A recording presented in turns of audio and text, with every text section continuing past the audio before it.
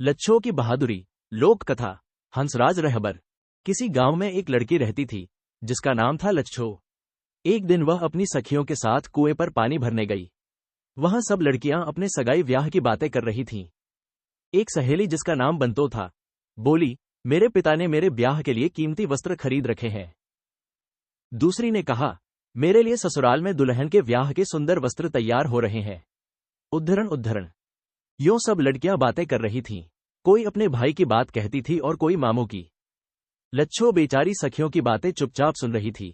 उसके पास कहने की कोई बात नहीं थी। बहुत दिन हुए उसके माता पिता मर चुके थे और वे उसके लिए कोई धन दौलत भी नहीं छोड़ गए थे। कोई दूसरा सगा संबंधी भी नहीं था जिसका सहारा लेती। बेचारी अकेली थी और गरीबी में दिन काट रही थी। उसकी शादी का प्रबंध कौन करता? लेकिन जी चाहता था कि वह भी सखियों की बातचीत में हिस्सा ले। इसलिए उसने यूं ही एक बात बनाई और कहा, मेरा चाचा भी परदेश से आ रहा है। वह मेरे लिए बहुत से जेवर, गहने और कीमती कपड़े लाएगा। एक बिसाती जो गांव में अपना सामान बेचने आया था, कहीं पास ही बैठा लड़कियों की यह बातें सुन रहा था। वह बिसाती एक चालक ठग था और सामान बेचने के बहाने लोगों के भेद मालूम किया करता था। जब उसका दाम लगता था, लोगों को लूट लेता था। लच्छो की बात सुनकर वह मन ही मन प्रसन्न हुआ और दूसरे दिन भेष बदलकर उसके घर चला गया। वह अपने साथ कीमती वस्त्र और भूषण भी लाया था। उसने लच्छो से कहा, मैं तुम्हारा चाचा हूं। कई साल परदेश में रहकर बहुत सा धन कमाकर लौटा हूं। मैं तुम्हारा ब्याह अपने एक धनी मित्र के बेटे से करना चाहता हूं। लच्छो भोली भाली सरल स्वभाव की लड़की थी। उसने ठग की बातों का सहज में विश्वास कर लिया। उसने घर का सारा सामान बांधा और ठग के साथ चल पड़ी।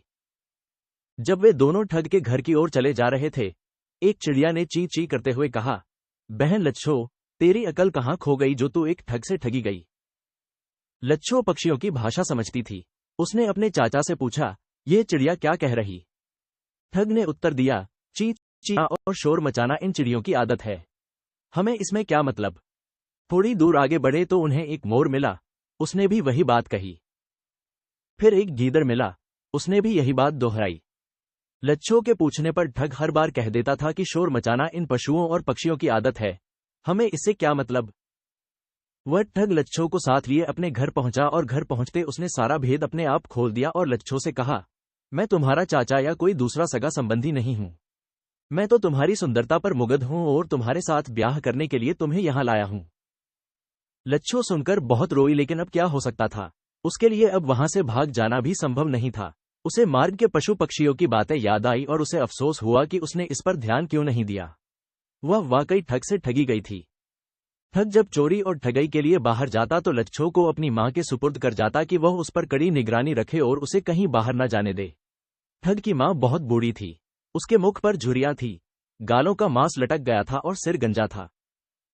लच्छो के बाल बहुत लंबे थे, काले और सुंदर, नागिन की तरह लहराते हुए। बुधिया को लच्छो के यह बाल बहुत पसंद थे।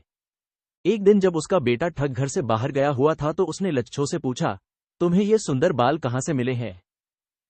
लच्छो ने एकदम बात बनाई। बोली, ये सब मेरी मां की कृपा है।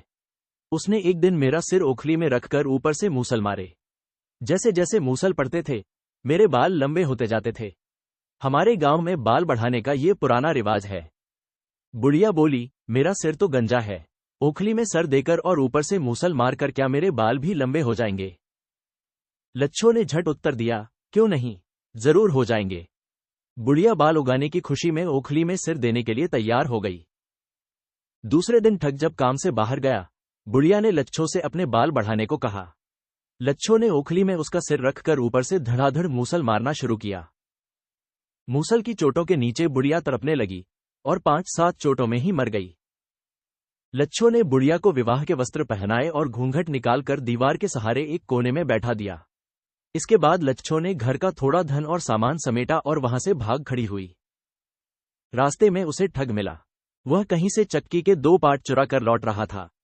लच्छो उसे देखते ही एक झाड़ी में छिप गई। ठग ने लच्छो को देख तो लिया, मगर पहचाना नहीं। वह समझा कि कोई औरत किसी काम से घर आई है और इस ख्याल से कि कहीं वह चोरी का माल देखकर शोर न मचा दे, वह खुद छिपता हुआ अपनी राह चलता रहा। जब वह बहुत दूर चला गया तो लच्छो झाड़ी की ओट से बाहर निकली और अपने गांव की ओर चल पड़ी। ठग जब घर पहुंचा तो उसने लच्छो को आवाज दी। उसे कोई उत्तर नहीं मिला। जब बार बार पुकारने पर लच्छो न बोली तो उसे क्रोध आ गया। और उसने चक्की के पार्ट बुढ़िया के सिर पर दे मारे। वह नए वस्त्रों में बुढ़िया को लच्छो समझ रहा था, लेकिन जब उसे मालूम हुआ कि वह लच्छो नहीं उसकी माँ है तो वह फफक फफक कर रोने लगा। उसने समझा कि उसकी माँ चक्की के पार्टों ही से मरी है। ठग ने मन ही मन में निश्चय किया कि वह लच्छो को वापस लाकर ही दम लेगा। लच्छो गांव में लौटकर आई तो ठग के डर से अपनी एक सखी के घर रहने लगी। जब 1 महीना इसी प्रकार बीत गया तो उसने सोचा कि ठग अब नहीं आएगा तो वह अपने घर में रहने लगी। जब रात को सोती तो अपनी रक्षा के लिए एक तेज खंजर अपने सिरहाने रख लेती।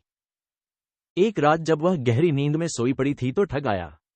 उसके साथ 3 ठग और भी थे। उन्होंने सोई हुई लच्छो को चारपाई के साथ बांध दिया और उठाकर चलते बने। लच्छो की आंख खुल गई थी, लेकिन वह चुपचाप लेटी रही। जब वह जंगल में पहुंचे तो लच्छो ने धीरे से खंजर निकाला और पिछले 2 आदमियों के सिर काट डाले और फिर तीसरे आदमी का भी सफाया कर दिया। लेकिन ठग जान बचाकर पेड़ पर चढ़ गया। लच्छो ने पेड़ को आग लगा दी। ठग उसके साथ ही जलकर राख का ढेर हो गया। यो लच्छो ने अपनी वीरता और साहस से ठग पर विजय पाई। वह उसके घर गई और उसका सारा धन और सामान छुकड़े पर लाद कर अपने घर ले आई। आसपास के देहात में उसकी वीरता की चर्चा होने लगी। बहुत से नौजवान उसके साथ ब्याह करने को तैयार थे। लच्छो ने अपनी पसंद के एक लड़के से ब्याह कर लिया और वे दोनों सुख और आनंद से एक साथ रहने लगे।